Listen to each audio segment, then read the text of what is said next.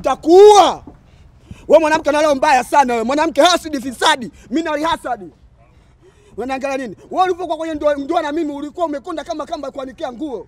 Leo tumeachana unafanya kunenepa. Kwa nini usinepa ulipokuwa kwangu? Tangu tuachane na kuona tunavyonsugua roho mtoto mwezio.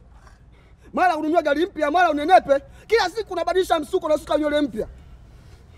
Ili mdadi tu maisha yangu yafanye magumu hapa mjini. Mjini sina la kwa sababu yako. Oya babu vipi bwana? Unaharibu. Niache. Unataka kumpiga mwanamke anapigwa bwana? Mimi Babu unaharibu mwanamke apigwe. Unataka kumpiga nini mwanamke? Unaharibu babu. Huyu mwanamke ana roho mbaya. Mwanamke hasidi, fisadi, mimi na hasadi.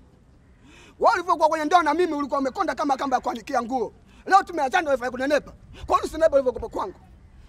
Tumeachana umeenda kunenepa huko. Mimi na niuma roho. Tangu tuachana muona tunavyosugua roho. Kila siku ananenepa, mara anunue gari mpya, kila siku anasuka nywele mpya. Tangu tuachana muona tunavyoleta kashida minali husda.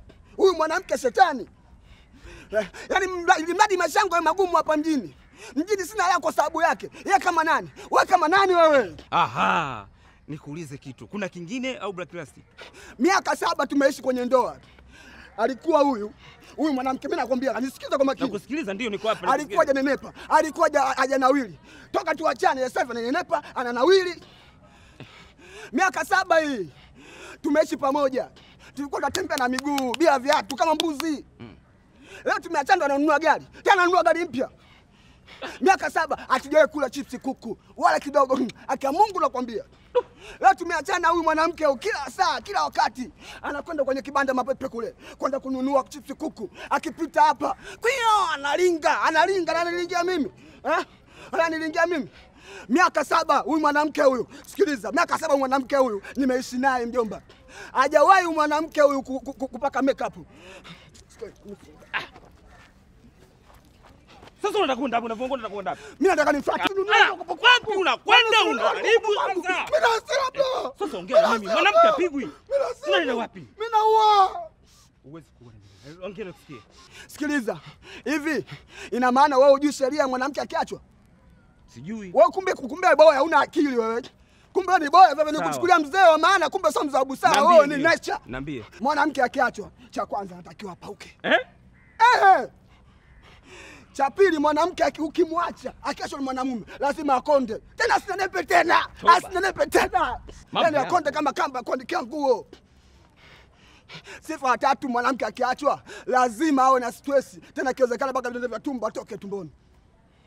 Na kingine sifa mwanamke akiachwa lazima mwanamke alie, yani alie muda wote masaa 24 asubuhi, mchana, usiku, saa ngapi, usiku manane alie kama kafiwa na mama yake na baba yake mzazi.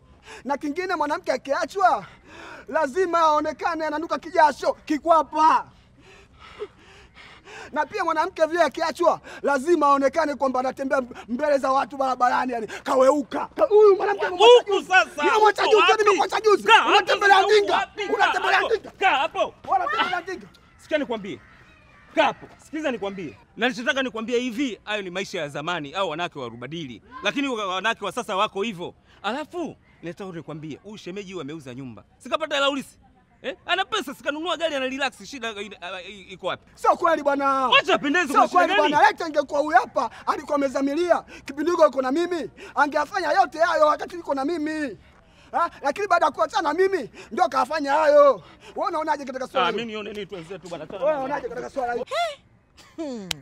Yaani wanaume siku hizi kweli wachawi. Tena mnapenda ushirikina, yani nyie mnafurahi mkituacha mnatuvotoona tunakonda, lakini tukinenepa mnaona kazi. Hamna hata haya.